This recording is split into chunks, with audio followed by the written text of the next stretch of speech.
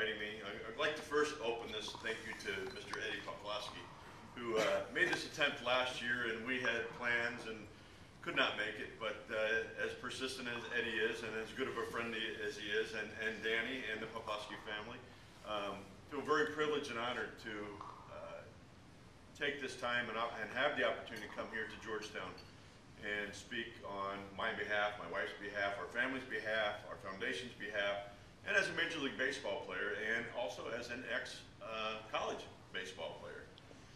But thank you again for having me here. It's a privilege and an honor to be here. For some of, well, not too many you people know me, but people that know me, I hate to talk about myself, okay? I hate to talk about myself, and I'm not here to talk about any statistics that I have had over the course of my career. But I am here, I am going to talk about myself tonight. But I'm going to try to relate to myself, especially with you players, because I used to be able to say, not too long ago, I was sitting in your shoes. That's no longer the case. But, you know, as a young boy, as an 8-year-old, 9-year-old, 10-year-old kid, I dreamed of being a Major League Baseball player. And I love baseball. And it's my passion. It's something I love to talk about. It's something that I dream about. I'm 48 and I still dream about it. But it's something that I've been able to live. But through playing this simple game of baseball, starting as an 8-year-old kid, okay, being left-handed, I played shortstop. Pretty cool. You know, I played shortstop because my daddy played shortstop. You know, and I grew up watching my dad play fast pitch softball. But that's where it all started for me. And having that opportunity and seeing my dad have fun with the game, and all of a sudden playing in the backyard with my dad, playing catch in the driveway, waiting for him to come home from work. I wouldn't even let him go in the house. His lunch pail would go on the front porch, and we'd play catch till dinner. And then, if he didn't have practice or a softball game that night, we'd be in the backyard playing pepper, till either I took a couple off the shins, and I was crying, and I ran in the house, or till he just wore me down. But again, that's how I learned to play this game, and enjoy this game, and come to love this game. And through those experiences, I've been able to go through Little League, and middle school, and high school, and in high school I was pretty successful. But unfortunately, when I was in high school, I chose not to be much of a student. And I was the jock, and you know, I played golf in the fall, and basketball in the winter, and baseball in the spring, and you know, I was a pretty good athlete. I grew up in a small town, like probably a lot of you guys have. And when I was a pretty good athlete. But I always knew that baseball was my sport. Well, you know, my junior in high school, I had 3 no-hitters in a row. I didn't throw very hard, and I had a big loopy curveball, but I could get it over the plate, so I had success. So I get into my senior year in high school, and I'm going to be a professional baseball player. Well, I get through my senior year in high school, and the draft rolls around, and no interest. And there were some scouts that would come to our games, but no interest. But unfortunately, I didn't apply myself in school the way I should have, and had no interest. Wasn't drafted. Well, I was forced. I didn't have the opportunity to play pro ball. I was forced to go to school. So I looked into Montgomery County Community College. It was my only choice. And fortunately, I was playing in an American Legion tournament, and my coach at the time, or my eventual college coach, George Bennett, was there to recruit another kid. And he saw me pitch the game before. And he came over to my parents and he said, you know, where's that kid gonna, you know, go to college? And they said, well, he's going to Montgomery County Community College. And he said, well, why isn't he going to college? And they said, well, you know, his grades weren't that good. So, you know, again, I had to kind of eat crow a little bit and say, you know what, it's my responsibility. So I took the bull by the horns, and he sat down and said, look, you know, I'd love for you to come to our school. From there, I said, okay, but I couldn't get into the day school. I had to go to night school. So what I had to do is I worked at home in the morning, Came home at lunchtime, I made a bologna and cheese sandwich, put it in my igloo, drove to St. Joe, went to practice first, then came back, changed in the car, ate my bologna and cheese sandwich, went to class. And I did that for my first semester of college. And it was a big reality check for me. And then when I went home, I had to study it for a little bit, get up the next morning, go to work. And it really put things in perspective for me real quick. And there were three other teammates were doing the same thing, two of which didn't get in, and myself and another guy were able to transfer in. Into the spring semester, I was eligible to play spring baseball, and kind of the rest through my St. Joe career was history. But again, always you're too small. You don't throw hard enough. All the things pretty much throughout my whole life, I've been told that I couldn't do. I've always been told the negative. You can't, you can't, you can't, you can't. Well, as I've continued to play and continued to grow and mature as a player, I've come to realize that, you know what? Nothing's going to get in my way. Nobody's going to stop me. And the example, and again, I didn't take this as a negative from Coach, but he stood up here just shortly, a little while ago, and said, you know what? I've been told that we have 4 potential guys that are drafted, that may get drafted. And I think that's really cool. And I know Coach would hate to probably lose those guys in the draft. But you know what? You never know. You never know. Okay? And some of you guys that play pro ball, have only tasted a little bit of it. You're going, wait, I think this guy could have played in pro ball, and that guy could have played in pro ball. It's all about the opportunity. And it's the opportunities that you get in life that you got to take advantage of. And it's where you are. Understanding where you are. You guys that are playing currently, you've got a pretty darn good opportunity in front of you. Any of you guys that have played and no longer play could probably relate that to some of these guys that are currently playing and the opportunities that you guys did have, and it was probably pretty cool. And it'll be lifelong memories. And that's kind of where my career, during the course of my career, having the opportunity to play professionally has been pretty special for me. But again, when I signed, I signed with the Cubs in 1984. Well, we're going to send you to mini spring training out in Arizona. You meet all the other draftees. You go to this little camp. You break up into 2 teams, and I happened to go to Geneva, New York, played in the short season A-ball team, and I had a pretty good year. But once again, you don't throw it hard. You can't do this, you can't do that. I'm like, okay, fine. Just give me an opportunity. But all during that time, I started to learn that, opportunities, if you get an opportunity, you got to be prepared. So if I'm asking for an opportunity, I know that I have to be prepared, regardless of what it is. And I learned that in my earlier years in life. But I don't know if I really understood how to take it and deal with it and use it.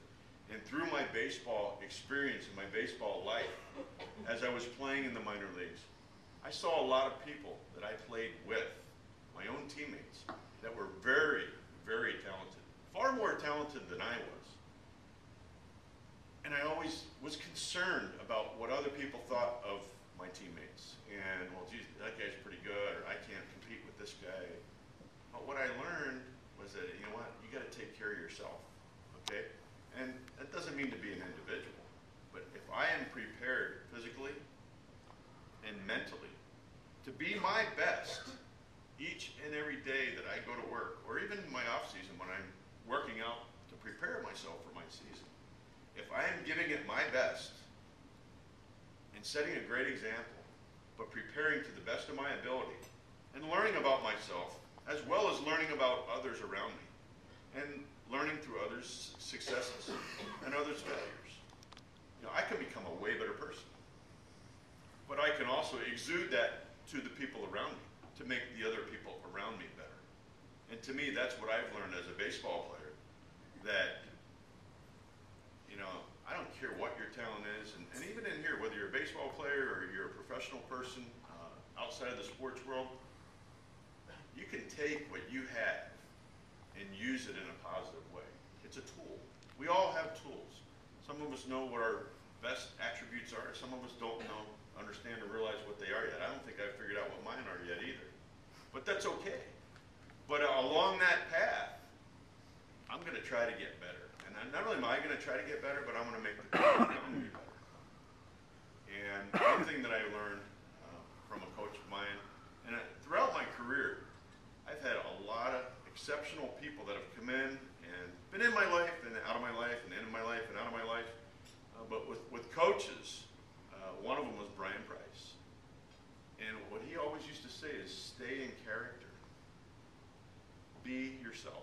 If your teammates, and I'll use it in my analogy of baseball, if my teammates know who I am on a daily basis, if I've had a good day or a bad day, if I can stay in character and be myself, they know how to deal with me and they know how to approach me. But I'm learning and they're learning and we're doing this all in the same direction, and that's the challenge for you guys. You know, you haven't gotten to into the tournament yet. You know what? That's all behind. That's all behind. That's the history behind you. You know what? It's 2011. You know what? Tomorrow's your first day of your new season. And then the next day is the first day. And you grow and you build and you build and you build and you build and you build that team camaraderie. That's what it takes. You're going to win together. You're going to lose together. But you know what? You're going to do it together. And you're going to have fun. And you create a lot of great memories throughout your career. And baseball can take you to a lot of great places. It can give you a lot of great opportunities. As you've already heard, the memories. I know I had a conversation with a couple gentlemen earlier before we started tonight. And they were talking about their own personal careers that were, like mine, 20 years, 30 years, 40 years ago. But they talked about it like it was yesterday. I went over to this board where all these old-timers' names are on this board. Unbelievable. I was standing over there with Coach, and just the stories that would just start flying. That's what's so cool about this game of baseball. We all can relate to it in some way, shape, or form, male or female. Whether you went to your first game with your parents, or an aunt and uncle, whatever it is. But it's those experiences that I think that you're willing to take, have been really, really important. And then as I've gotten into my career, I got called up to the big leagues in 1986, and I met my eventual wife, my first day. She's been unbelievably supportive of my career, but she's also opened my eyes up to many other things. And I'm going to, and I mean this in a positive way, but sidetrack away from baseball and talk about what Coach Wilk was talking about, the charity side, the philanthropic side. It's important. It's very important to everybody, because we created our foundation in the year 2000, and we started our foundation with really no plan, with really no direction, but knowing that we were going to make a difference in children's lives, in children that have been affected by, or that are in stress, or families that are affected by distress. And we started with a simple bowling tournament, okay? And it was for organ donation and organ awareness. And we thought, wow, this is pretty cool. And it was. It was really cool. 10 years later, we've raised over $20 million. We've been involved with over 200 grassroots organizations in the Northwest. We've been involved with the Fred Hutch Cancer Research Center. We've been involved with Children's Hospital. But some of the coolest things we've done is we've created a bereavement camp for children, ages 6 to 17, who've been affected by the loss of somebody close to them, whether it's be a family member, a very close friend. This is a free camp for children. Right now in our country, well actually in the DC area, there's 18,000 kids that fit under that envelope. We have a camp here currently in the DC area. It's called Camp Aaron. And if you go onto our website, you'll read it and understand more about what we do and what we're trying to do with these camps. But our goal, we had one camp in 2002 in the Northwest. And after we had one camp, we got a lot of great feedback from it. And we thought, wow, this is pretty cool. And baseball was a pretty cool thing in our life as well. But you know what? You can really get lost in the shuffle of that success of baseball, being an athlete, and I'm making a lot of money, and I'm traveling all over, we're on charter flights, and this and that. And, you get caught up in life, and you get caught up in things that, baseball's important, and it's a great game, and we're a part of the entertainment world. But as a professional athlete, I think sometimes you get caught up in the real game of life. And by creating this foundation, the Moyer Foundation, it's really allowed us to kind of keep things on a level and stay focused on what's really important, and that's life and making a difference in people's lives. I've been very fortunate to have had the great opportunity to be a Major League Baseball player. And I'm on, as an athlete, to be on a great stage, just like you guys are student athletes. You're on a great stage at a great university. Make something of it, and leave your own legacy behind as an individual player or a team. Think about what you can do as an individual, and think about what you can do as a team, or an alumni, or together the alumni and the current team. What you guys could teach them, what they could teach you, what you could do together. The impact just as people in this room alone, as a baseball program or organization, could make. And you guys would maybe be in the forefront of all that. It'd be pretty cool. And you know what? Winning the Big East would be really cool, I know. But you know what? Winning the Big East and making a difference in somebody else's life that really didn't ask to be in the situation that they're in, I think, you know what? The Big East thing would be really cool for you, and you guys would have that would get a lot of mileage for you guys, with your friendships. But making a difference in somebody's life for the rest of their life, I think that's where the gratification comes in. And as I was saying, we've created this camp, Camp Aaron, and we started with one camp. And about, was it 6 years ago? Three years ago, we decided that we're going to have a campaign. And our goal was to put a camp in every major league city. Well, as of this summer, we will have a camp in every major league city. We'll have 41 camps in North America, including one in Toronto, Canada. So we feel very privileged and very honored. You know what? As Coach, he started throwing numbers out there, career wins and all that. Those things are all great. And that's what I'm striving to do, is be the best baseball player that I can be. But also, you know what? I want to be the best person that I can be. And if I can come here and talk baseball to one of you guys, or all you guys tomorrow, I think we're going to get together and have a little brunch and talk baseball, which I'd love to do. I don't want to leave tomorrow. I could do that all day long, believe me.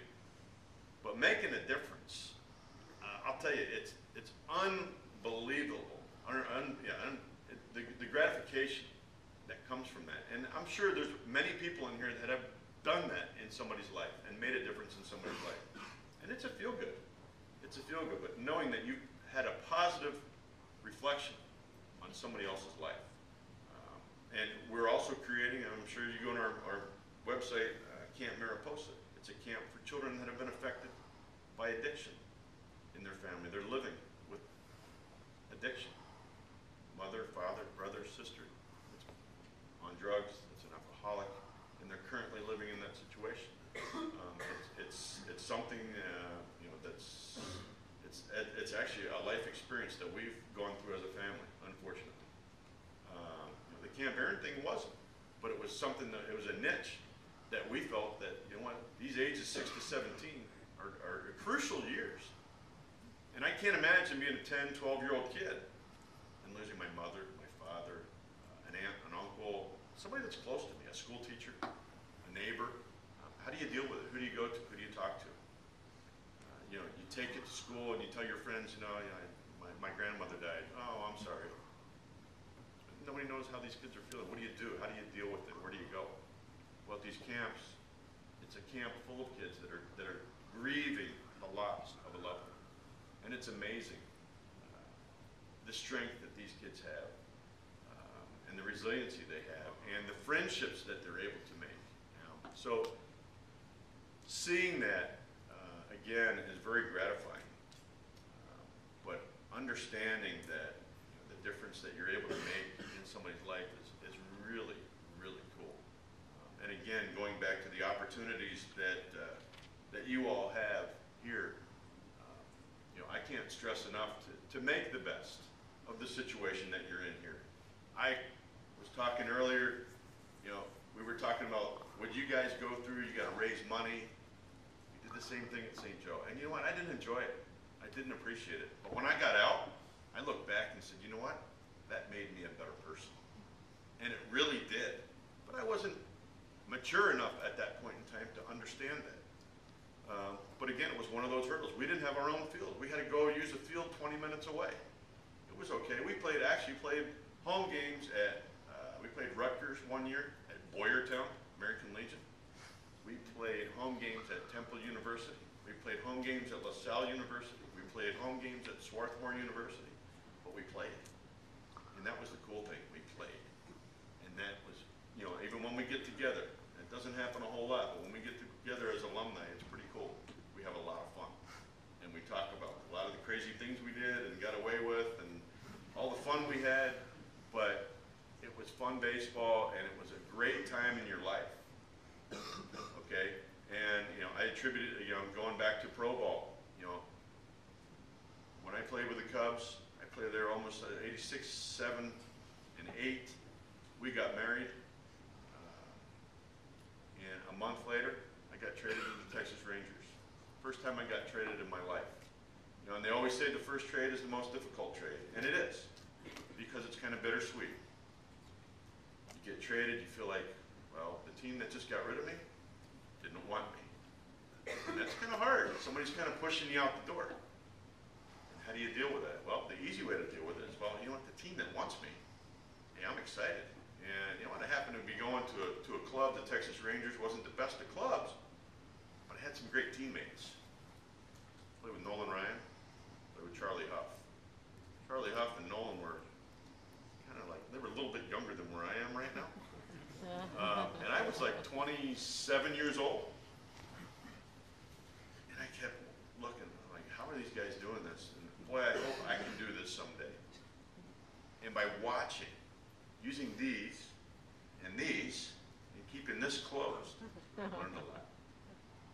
I learned a whole lot. And that's what I've learned in baseball. If I can use my ears and my eyes, I can learn a great deal. Yeah, I can verbalize on occasion, but I'm trying to draw off the experiences of people around me. Okay, as a younger player, I was green. And I'm still green as an older player, but I do have a fair amount of experience. But if I can pull information from people around me, I can get better. And now as an older player, if I can give that information, how I can, where I can, whether it's with you guys tomorrow or my teammates during the season, I enjoy that. That's the fun part of the game. The game has given me a lot. The game of baseball has given me my whole life, really. I started playing, you know, as I said earlier, as an 8-year-old. You know, I had a lot of great experiences with my family. I met my wife. We have 8 lovely children, 2 of which are adopted. We have a son at UC Irvine who's a freshman baseball player, so hopefully UC Irvine and Georgetown are going to play in the College World Series this year. But, you know, it's given me a lot, and that's what you guys are going to understand over the course of your baseball career here at Georgetown. You know, this baseball thing has given me a lot, and for some of you, it may end here, and you may play adult league baseball, whatever it may be, and for some of you, you may have the opportunity, or your dream may be to move on.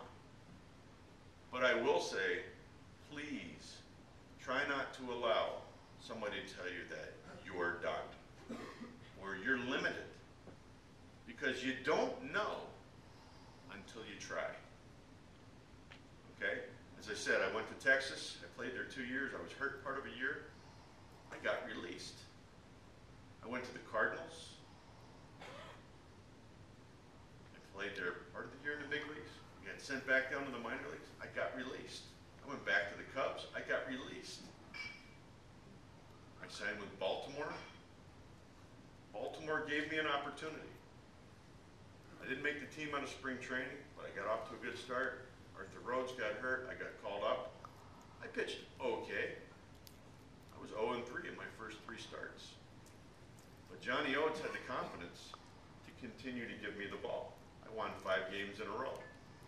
And kind of the second half of my career just took off. And I didn't know it at the time.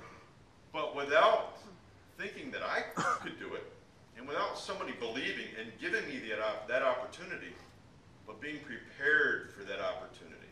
Okay, it wasn't like, oh, I know I can play Major League Baseball and I'm just here to do it. No, I meant it. And it was interesting. I played 3 years in Baltimore and had decent success. But again, played on some pretty great teams. I played with a guy that broke Lou Gehrig's streak. Okay, consecutive games played. I feel, I'm about that much of that part of the history of baseball. But to live it with the guy, with Cal, it's pretty awesome. When I played in Texas, I witnessed Nolan Ryan's 6 no-hitter, his 5,000 strikeout, and his 300th career win. As a pitcher,